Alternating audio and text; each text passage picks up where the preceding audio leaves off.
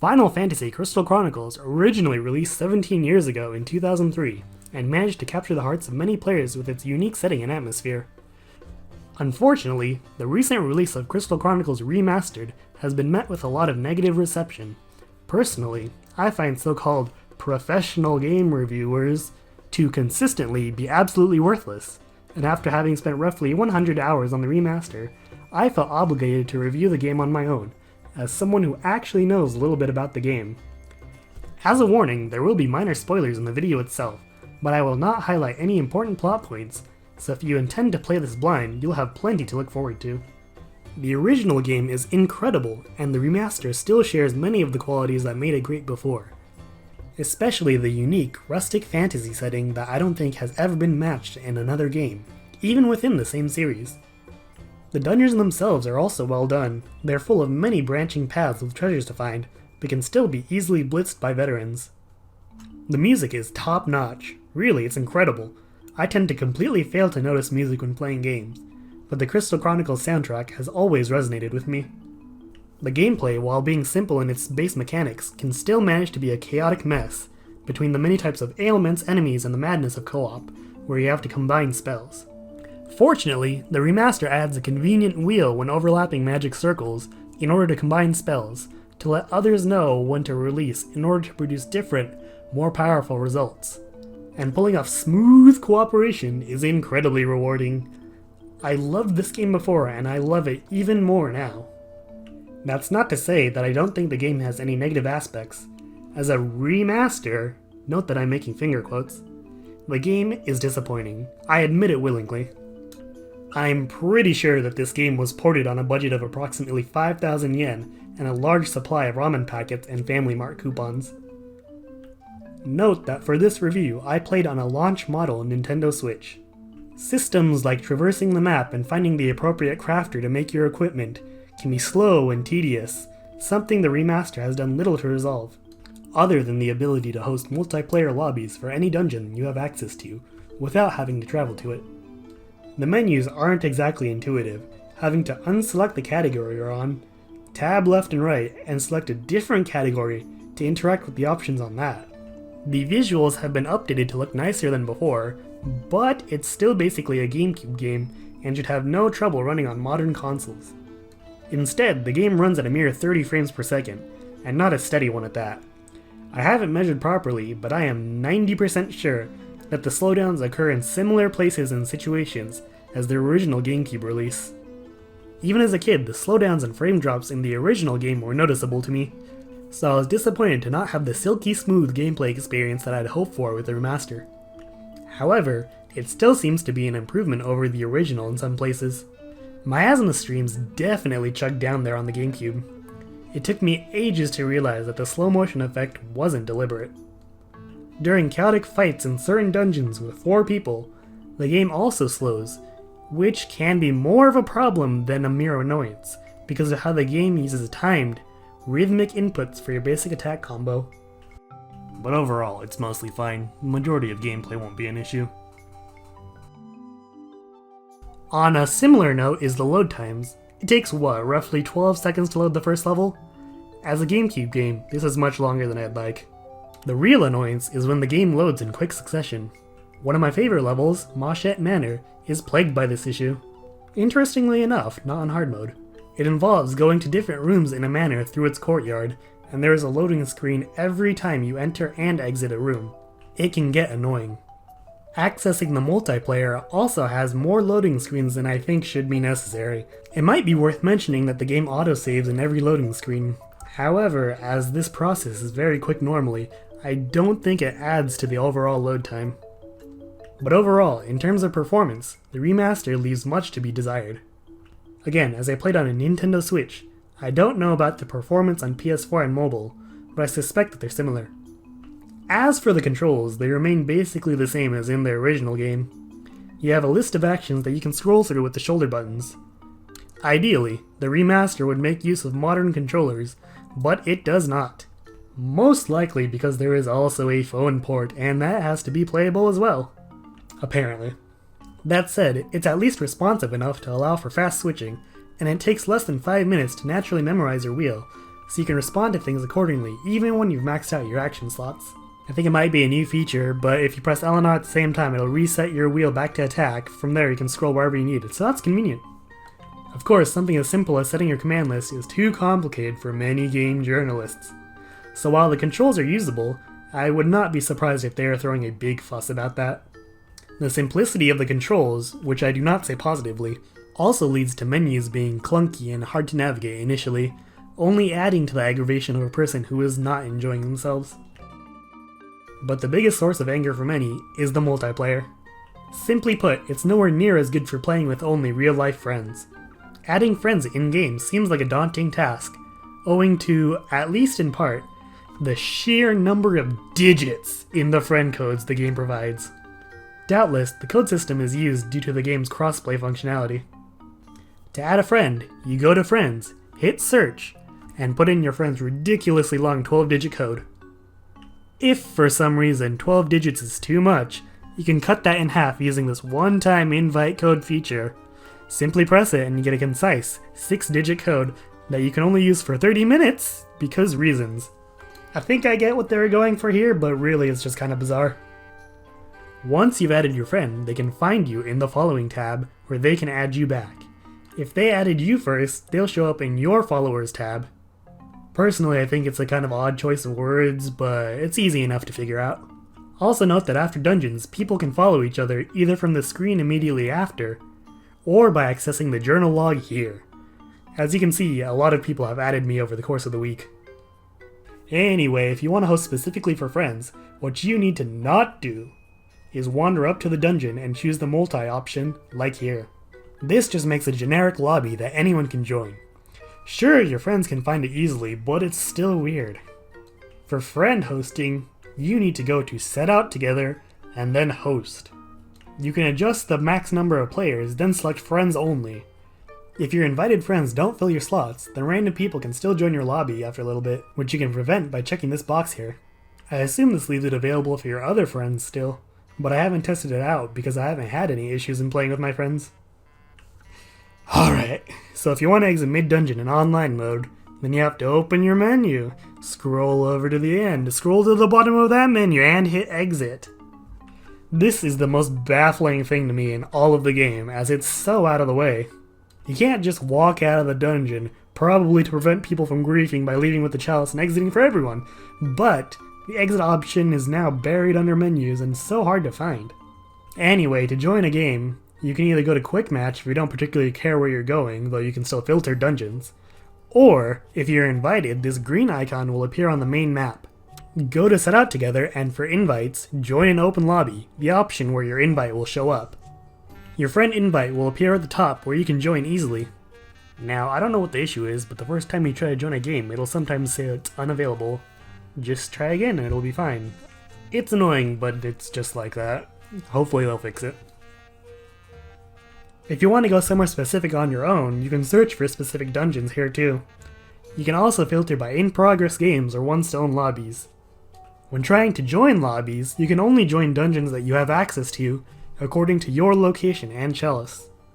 However, if specifically invited, then players can join regardless and hosts can skip the walk and host any dungeon that they can access according to the map and their chalice. So the first day, the online, was very rough. This is not unusual for new games, and I can think of at least one other in recent memory that was apparently just completely unplayable for at least a day. Although do note, this is footage of my sister and I playing together. We live about 30 minutes away, and this was a few minutes after it came out, maybe an hour or two. Seems like we were doing alright. Nonetheless, Square Enix should have been more prepared for this. The game released on the 27th, and on the 28th, the servers went down for maintenance, after which the stability of the online was much better. From the start, many people were saying that disabling crossplay actually improved things. I never turned off my crossplay though, preferring to play with and help as many as I can. Like many things, I am perfectly happy with blaming the mobile version, along with people on sketchy Wi-Fi. Unfortunately, the game uses a P2P system, which means that if one person's lagging, everyone else gets to suffer the effects as well. As you can see here, when the game's running well, it's running well. And I can say with confidence that over my 100 hours, the majority of it has been running well. Hilariously, sometimes when people join though, they'll be at the entrance or they'll pick up the chalice thinking it's unattended. There's a new feature that teleports you to the chalice if you're away from it for too long, so it's great when 3 people are fighting a fierce battle, and then a 4th person joins and yanks everyone back to the start with the chalice. A 30-second jog is generally enough to get you back to where you were, so it's not really a huge deal. It's just kind of funny. Also, when some people disconnect, they'll drop all their materia that they're carrying, so it looks like they just burst into treats. I don't think I'll ever get tired of it. But what seems to be the primary issue that people are having is that caravanning together is no longer a feature. Local co-op is not an option. The original utilized Game Boy Advances as secondary screens for each player, as well as their controller. This came with the blessing that the whole party was not brought to a screeching halt whenever somebody needed to mess with their command list or inventory, something which happened quite a lot thanks to the limited number of items you could carry. Similarly, talking to NPCs and shopping in towns was made much smoother by letting people handle transactions and such on their own Game Boy screens. No doubt, while it was also fun to run around together, there was ultimately a lot of screeching and yelling at each other when people tried to go separate directions, as everyone was restricted to one screen.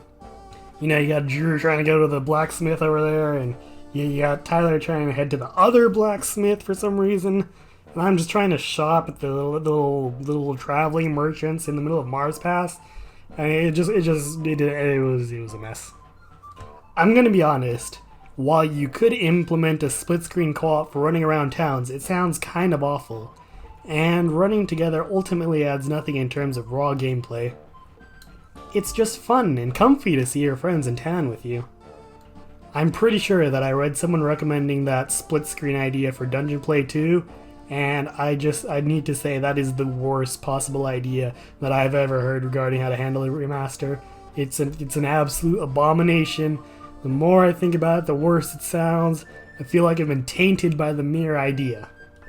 As it is, there's no simple and easy way to implement a smooth local co-op experience without violently tearing up and redoing huge aspects of the game. The fact that a mobile version exists is an extra constraint on that as well. It's extremely unfortunate, but a hurdle in porting the game that has existed ever since the original release. In my opinion, the Nintendo DS and 3DS were the perfect platforms for it, but you'd still have to buy a console for every player. So instead, we got the next, or the third best thing. So in the original game, there are 2 multiplayer modes. In both modes, everyone appears in cutscenes, the player 1 mostly controls everything, sometimes you get questions to random party members during the map events, and all 4 players could run around in towns together, though still restricted by the one main screen. As previously mentioned, things like menus for NPCs are handled through the Game Boy Advance, which was required for each player. This prevented a traffic jam of each player trying to talk to an NPC as they took care of their shopping one by one. So the first of 2 modes involved creating separate characters in one town. This housed all the characters on one memory card where they could progress together, accumulating memories, an actual collectible, and merge together, making this mode ideal for couch co-op, which the game is known for. Myrrh can be collected from dungeons once before the myrrh tree dries up for roughly the next 2 years. After collecting 3 drops of myrrh, your goal for the year is complete and the game progresses 1 year. By the 5th year, you can potentially access every dungeon available and beat the game, but that's unlikely on a blind run. After the 5th year though, your myrrh is essentially irrelevant, unless perhaps you're trying to make your dungeons harder. Until then, it serves only to progress the map and allow you to access more dungeons, but afterwards it's mostly irrelevant, something that most people do not seem to realize. Their only goal is collecting myrrh, which, to be fair, is important to your town in terms of the story. Now, this is my personal opinion, but I think the ideal situation would be to have specific caravan mode in the remaster, wherein the host, or joining people, can make a character in one of the 8 town slots using their own console. Like in the original, all progress between characters would be locked to this host save file. Would people still throw up a big fuss about it? Most likely, but I do think it would be excellent for small friend groups. As it is now, a 4-person group attempting to proceed together would have to run a dungeon, disband, and then someone else hosts to run the dungeon again 3 more times. This will collect the myrrh necessary for everybody to proceed a year. Clunky and obnoxious, to say the least. After 2 years, this problem is alleviated somewhat because you can cycle around to different dungeons. I believe it's after collecting 4 other drops of myrrh, a tree will regenerate, offering you more options for things to take on with your friends than if it was a full 2-year cycle for each tree to regrow. For co-op with one other person, I don't think it would be too bad, but I also do happen to like playing this game anyways. The second type of co-op was Bring a Friend, which seems to be what the remaster has adopted and reworked for online functionality. This brought an existing character from another memory card. Said character would function similarly as usual, appearing in cutscenes and dungeons alongside the caravan owner. But the visiting character would receive only artifacts from dungeons, the basic stat point enhancers. Your family doesn't even write you any letters, it's kinda sad. While this visiting character is out, they're unusable on their own save file back home. When the visiting character returns home, they lose almost everything that they had accumulated, having made absolutely zero story progress. That means no myrrh, that means no memories, and it's been a while so I don't remember 100%, but apparently no money or equipment either, just the artifacts. Meaning your character has made absolutely no story progress on your own save. For most players, I assume this was fine as they were not interested in completing the game 100%. Beating the game in your friend's town was enough, and there was no reason to revisit the character afterwards. For my friends and I, who actually enjoyed the game itself and would play it single player as well when everyone couldn't get together, this was an annoyance, and we would simply make fresh, separate characters specifically for playing with each other. In the remaster, this is vastly improved. You get to keep everything you get, and rather than having characters fight over dungeon drops in the middle of a dungeon, everyone gets them equally now as well. Not only are dungeon drops given to each player instead of having everyone fight over things, but you get to keep every single thing that you find, with the exception of Magicite I guess, but you never could keep that. That means that you receive overall more money and more items, making your own progression through the game much easier. The inventory has also been vastly improved. Anyone who played the original will remember having to juggle items picked up in dungeons, tossing unneeded recipes, items, magicite, food, etc. all over the floor in order to make space for the few things that were important. Now your inventory is near limitless, letting you hoard as much as you can, and even providing a storage option to transfer items and money between characters back in your own town. This is incredibly important as it means your character is no longer required to be from an alchemist family in order to get your ultimate weapon, and it makes gearing other characters much easier as well. As a solo experience, the game is vastly improved thanks to changes like this. But there is still one looming point, the fact that only the host gets myrrh. And I'd like to state right here, in clear, unequivocal terms, that people who want guaranteed myrrh drops for all players in a lobby have absolutely no idea how this game works. When collecting myrrh, the dungeon becomes dry, which allows you to run the dungeon over and over again without having to worry about collecting too much myrrh. Dungeons come in 3 cycles each. The first time you collect myrrh, the dungeon will be on its first cycle. Things are fairly easy, with basic artifacts to be found throughout the dungeon and at the end. Artifacts are your stat enhancers, and you get to select and keep 1 at the end of a dungeon. Once the myrrh tree regenerates, it can be harvested again, but this time, the dungeon will be on cycle 2. New and stronger enemies are placed throughout the dungeon, along with more paths and treasures opening up as you make your way through. By cycle 3, an inexperienced player will be absolutely annihilated when trying to go through. Along with this, the table of dropped artifacts also changes between cycles. In the original, this meant that unless you wanted to grind early dungeons over and over, you would miss out on some artifacts, locked out of ever being able to get them. Your only potential option was visiting a friend's early game town on another memory card and grinding their dungeons. I've played this game through with 2 different friend groups multiple times, and I don't think any of us have ever bothered with such an unpleasant and tedious process. The current system solves this problem, providing Cycle 1 artifacts at the end of the last dungeon, and more importantly, allowing people to drop in on others' dungeon runs. Personally, I haven't made much use of the quick match function, but the main lobby browser displays the host's current dungeon cycle and extremely important things to know before hopping into a dungeon. When taking part in others' dungeon runs, it functions like an improved version of the previous Bring a Friend option, letting you claim an artifact at the end, but also allowing you to keep everything along the way. You can do this so easily without throwing your own world's motorcycles out of whack. The only real difference is that you won't appear in that person's cutscenes between dungeons, or in their towns. Functionally, this makes virtually no difference in gameplay, even if it was important for mood and atmosphere setting in the original. I've heard claims of building up your town together in your caravan in the original, but that's not really a thing. If you're not using Bring a Friend, that is to say, you're on that memory card that is your home, then you can send letters to your family at the end of dungeons, and that family member will hopefully be less useless next year, with only the merchant, alchemist, and blacksmith having actual endgame uses. You can also talk to them each year to help that process along, but that's really the full extent of it. I guess you can also buy some cows for your family. It doesn't really do anything. They give you some milk at the beginning of the year. I've never actually drank it, but it's there. It's kind of funny to see that there's a cow suddenly in my house. But other than that, that's really the full extent of it. The nice thing about sharing a town was that it felt like there was an unchanging home to go back to every year, rather than building up a new place. The best way that I can describe the current multiplayer is that rather than forming a single caravan together with 3 friends, up to 3 friends, instead there are numerous mercenary-like caravans that come together for dungeons to help each other out. And they do help each other out.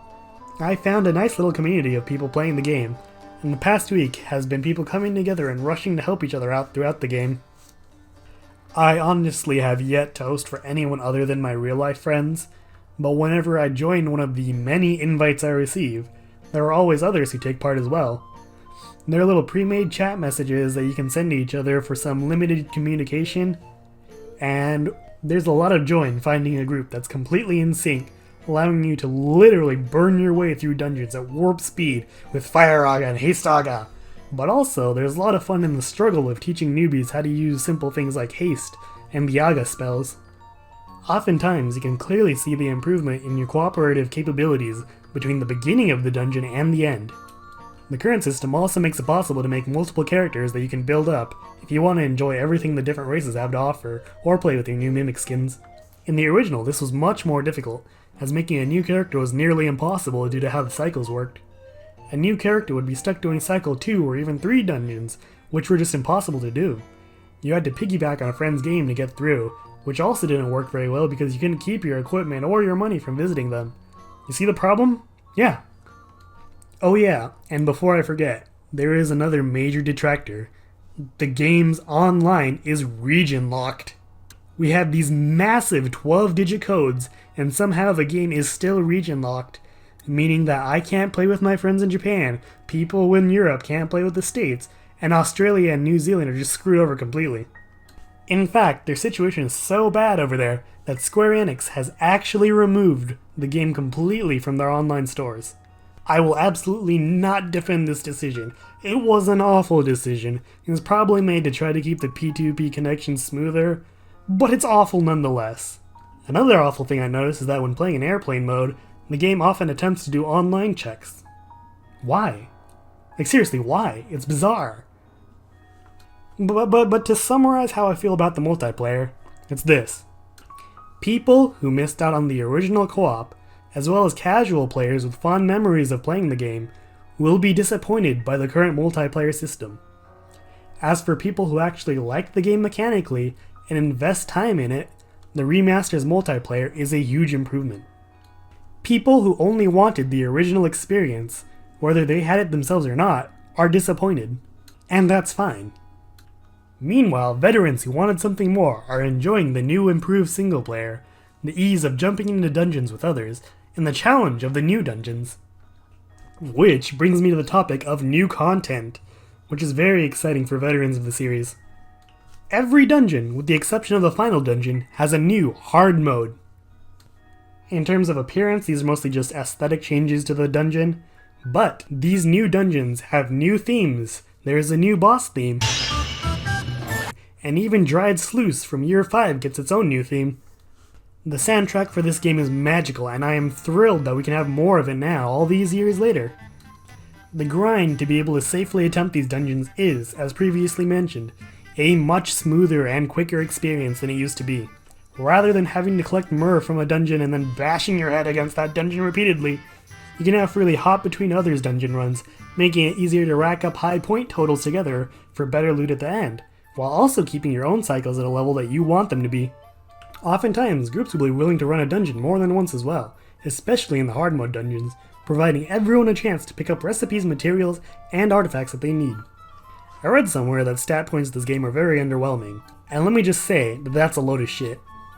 It sounds like someone just flopped their way through the first few dungeons on cycle 1 and called it a day, because even now, in this game with limited in-game communication, you can see the visible shock, horror, and panic on low-level people's faces as they come up against higher-level dungeons, especially the last one. The hard mode dungeons have new challenges, generally involving enemies trying to destroy you in one or two specific ways, and doing a very good job of it if you are unprepared. Some of them require a lot of cooperation and teamwork to be able to get through safely. I'm sure that some people will appreciate the new 99 item limit for Phoenix Downs. Although, for some unfathomable reason, the dungeons are on a timer. You can only access a few a day. On the weekend they all seem to be open, but even so, this is a bizarre choice to me. Likely another symptom of the mobile port. To counteract how devilish later dungeons are, like Goblin Festival, which is full of ghosts and goblins, there are also new rings that can be found, allowing permanent use of a certain magic spell. The 3 new rings available will make your life much easier in these dungeons. I won't say what they are directly, although you might have noticed 2 of them in this video, and if you're a veteran of the series, you're probably already going to be able to guess what they are, and you have that to look forward to. There's also new equipment for everyone, although Lilties got shafted, so to speak. It seems like the other races can finally match them in DPS, but the new Lilty stuff is not really that exciting. Selkies and Ukes in particular get really cool new things, with Selkies being able to blast off Hastaga and Clearaga with focus attacks, and Ukes just carrying nukes in their pockets. There's also voice acting if you like that. Moogles are too cute to hurt, Capo! Yeah. There are also new skins called Mimics. I thought that was kind of odd considering there are already Mimic enemies in the game, but anyway, this new system lets you basically cosplay as a character in the game or from the series. Surprisingly fun. I didn't think I'd care about it at all, but here I am playing as Gertie. Some people complain about having to carry the chalice, but honestly that's something you're going to want to do. You control the pace, you decide where the party's going. You're in charge with the chalice. If you ever actually play, you'll see that that happens pretty often. Everyone rushes for the chalice. Anyway, that's probably a lot that I've said about this game. A few extra notes. If, before you unlock it for yourself, you play with someone who has a very special, certain something that lets you travel more freely, then when you go to unlock it yourself, the somewhat cryptic puzzle might already be done, and all you have to do is go and pick up your reward from the end of it. This bug has been acknowledged and is currently in the process of being fixed. And if you think you're trapped on year 4, you're not. Go to the docks by your town and take a ride to the desert. It has the earth element if you can't figure anything else out. Oh yeah, and I also forgot to mention, there's purchasable DLC that you can get. Don't buy it. It costs more than the game itself, the skins are there, but the weapons are not just for show. They're kind of stupidly powerful, and they'll make the beginning just too easy. Just don't do it. Thanks, Square Enix. Also, if I may rant for a minute, a lot of so-called, quote, veterans, unquote, like to complain about the chalice bubble being restrictive and making it hard to move. And I just have to say, what the hell are you doing, dude? You're gonna take damage in this game. There's a reason Cure is so ridiculously powerful. Like seriously, just go over there and slap the monsters. Go, just slap them, just do it. I cannot take anyone seriously as a veteran of the series if they're actually complaining about having to stay inside of the chalice bubble, because half the time you're not going to. So, to wrap up this video, I'd like to summarize a few points. The original game is fantastic, and that game is still intact. For people looking to play the co-op adventure that they heard so much about, as well as casual players trying to relive it, the remaster is disappointing. That's unfortunate, but that's fine. There are still many disappointments in it as a remaster, including optimization, a largely unmodified Game Boy Advance based control scheme, weird online that's not only P2P, but also gets confused by itself sometimes. Menu systems and such could have also used a few tweaks and can be a nuisance in their current state. For people who enjoy the gameplay, the remaster is fantastic. Solo play is unquestionably better than ever, and the many quality of life changes such as expanded inventory and shared storage alleviate many of the original annoyances of the game and make it possible to create and enjoy playing as several different characters. I personally have a Yuke and Lilty that I use to help others in their early dungeons, as those characters are not as ridiculously powerful as my main, and thus won't demolish dungeons single-handedly by sneezing at enemies. I will close with a short story and a little bit of the game's main theme. Somehow, people completely miss the fact the game's main theme is memories. These people definitely fall onto one of these two categories.